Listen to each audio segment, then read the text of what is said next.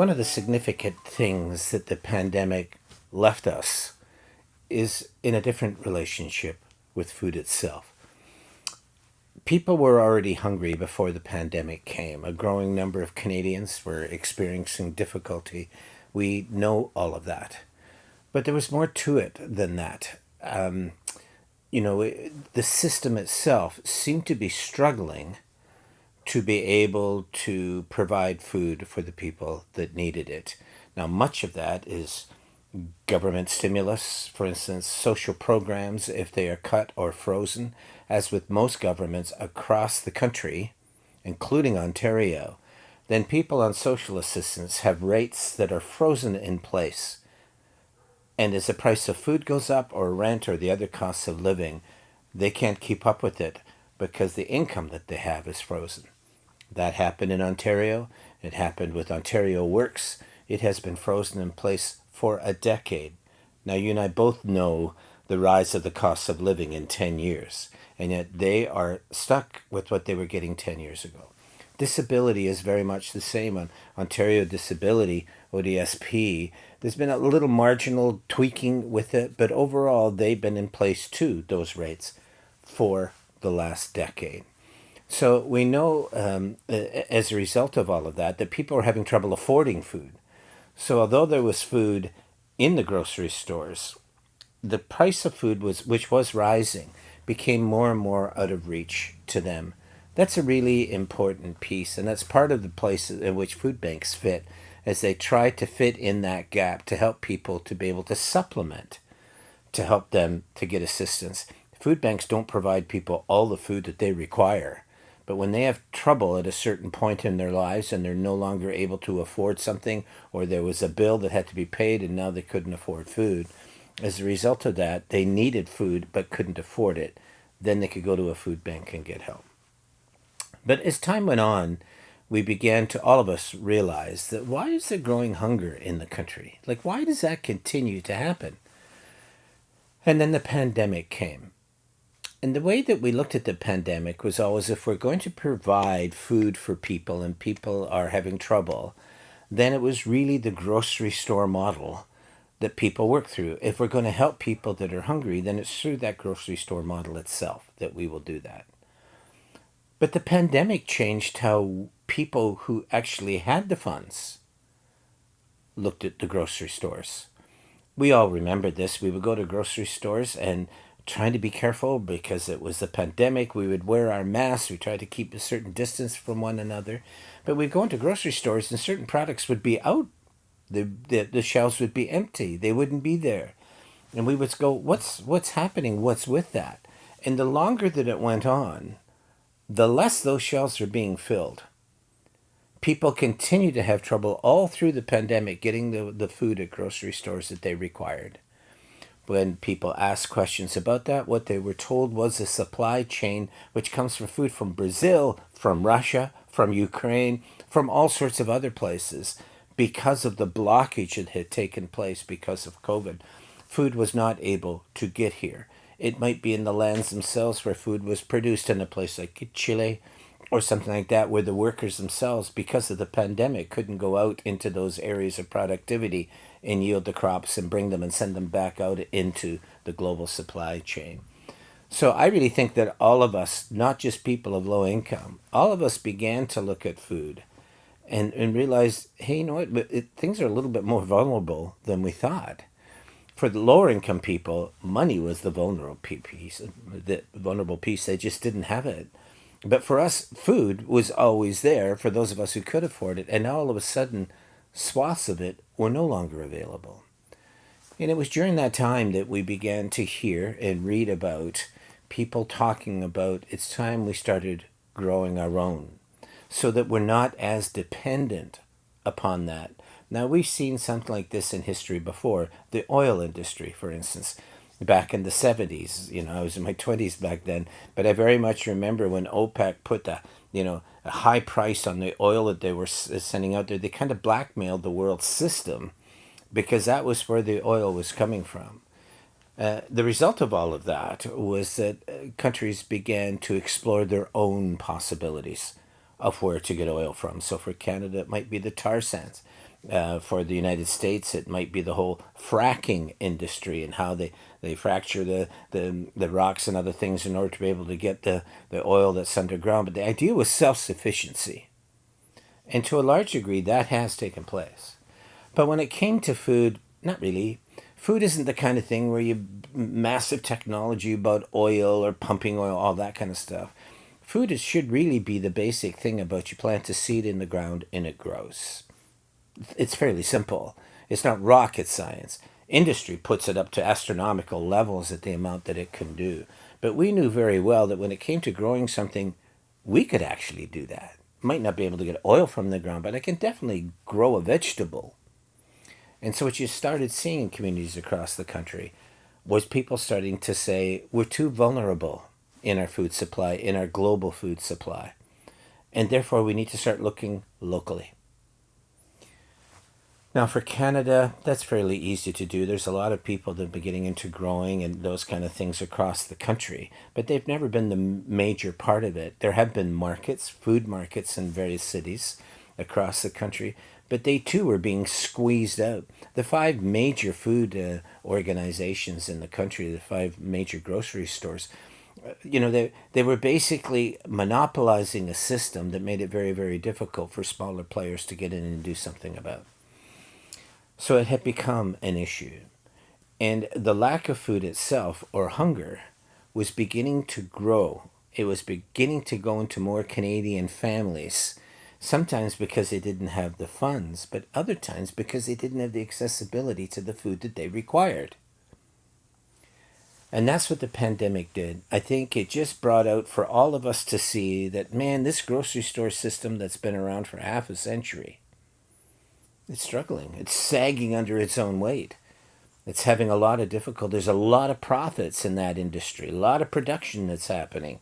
But for we as average people in the various countries that were there, the communities across Canada, couldn't afford it.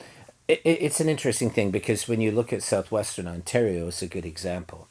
Southwestern Ontario represents 4% of the growable landmass in Canada of where food can be produced. Only 4%. But it produces 25% of the food in Canada. So we have rich soil here. It's wonderful. And yet we were having the same trouble accessing food as people in areas that didn't have that privilege of great soil. What's with that? Well, obviously, we were all getting the bulk of our supplies from a global chain, and we were struggling. At the food bank, we've already talked about this, at the London Food Bank, we began the process of talking about what would happen if we started growing our own. I know that I sat down with Jane and we had a number of discussions about if we keep depending on the charitable model where people either give money or they give food to help families that are struggling or are hungry. I mean, that's been a great model. I mean, it's helped a lot of people. It does show huge gaps in the system, but citizens really stepped up. But now citizens didn't have the money that they did before, or they didn't have the access to food that they did before. And suddenly that began to put a real strain on the system. And yet Canadians to continue to give. We saw record numbers of food drives at the London Food Bank, despite the difficulties people were going through. And we'll never forget that those were pivotal days for us. They helped to define us for this new modern era. But at the same time, we began to understand that it was sagging. People would often say to us, just families or workers or who are companies, small businesses, they would come to us and saying it's getting harder and harder to afford food. So that's why we sat down and looked at the greenhouse. That's why the food bank helped to put greenhouses throughout the community so that neighborhood could begin to grow their own during the pandemic, and that food that was grown in those greenhouses will be given out in those neighborhoods. It would not come to the food bank. But it was becoming very clear to us that there were two terms that we needed to start getting our head around. The first was food insecurity. We knew that one very well. We all do. That's what food banks are all about. People that are food insecure, people that can't afford to feed their kids. Roughly 40% of the millions of people that are helped by food banks across the country are kids. We all know that. We all feel terrible about it and wish we could do something more about it.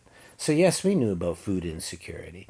Food banks were supposed to be temporary measures to deal with a food insecurity problem that was created by maybe a recession or something else. And then we hoped it would just go away, but it never did. And food banks grew and grew and grew as the problem got greater and greater and greater.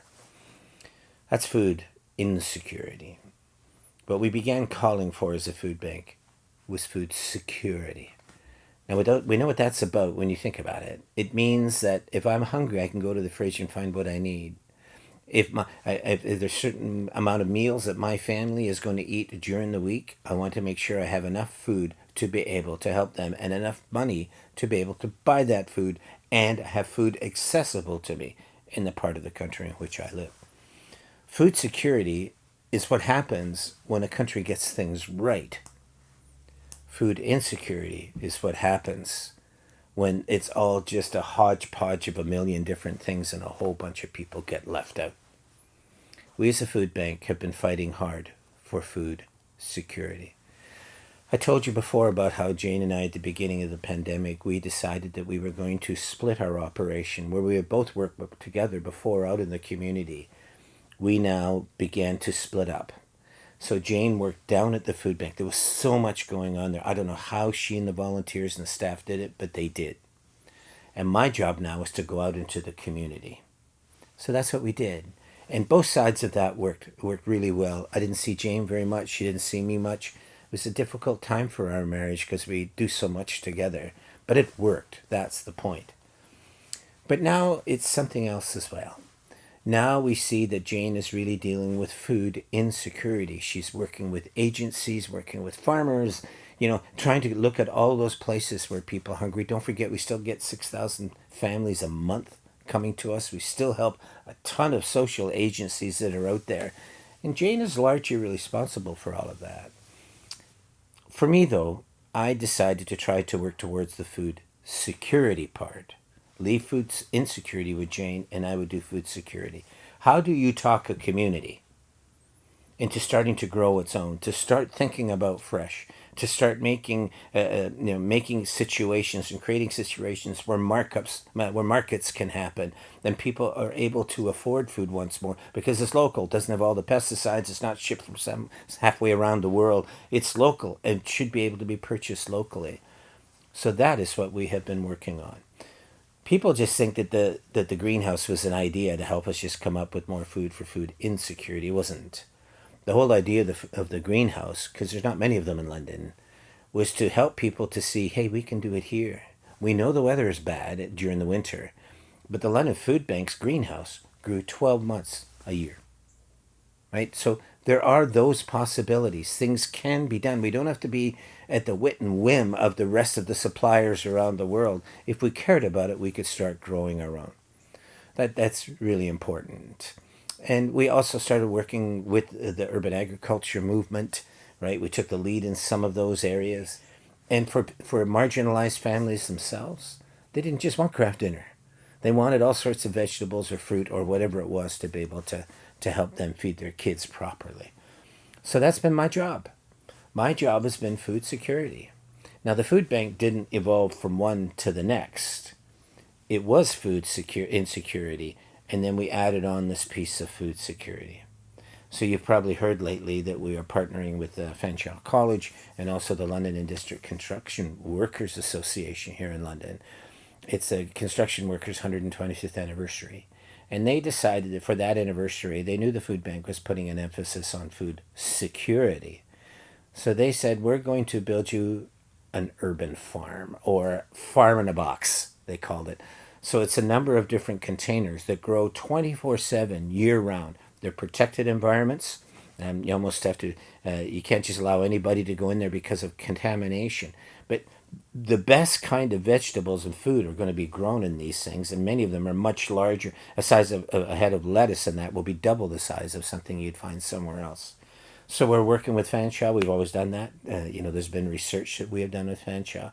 And the construction workers, before that 125th anniversary, said, we're going to provide you that farm in the box. They're going to make it themselves. London workers are going to make those containers. It's fantastic. And then they're going to present that to the food bank as their gift to the larger community, not just to the food bank, but to the larger community to say, Thanks for 125 years. That's awesome. But they'd already been doing their work. And for 2 years, they were arriving at the same decision, not knowing it with one another.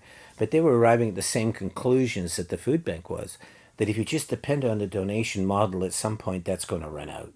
We have to start producing our own. And that's why they decided to do Farm in the Box. That was without our urging. They were thinking of food security as well. And the way that they are going to do it is they're going to build an urban farm and plant it in London. And it's going to grow and it's going to grow and it's going to grow.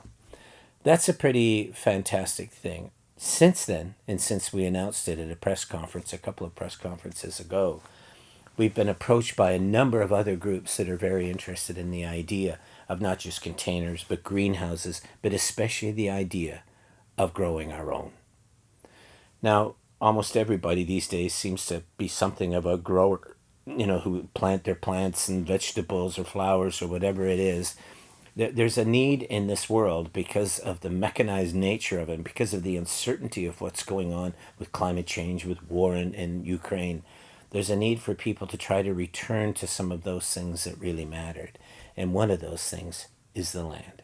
It's getting soil under your fingernails. It's the idea that when the harvest comes, you bring those things, you take them inside, you wash them, and you prepare them, either to preserve them for the winter or to be consumed in that night's dinner. That's what's happening. Londoners are there. And across the country, Canadians are there.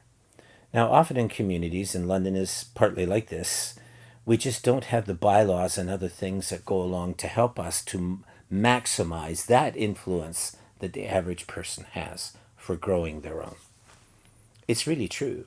We need to teach school kids what food is, how to grow it, how to prepare it, and how to digest it, and what is the best kind of food to eat.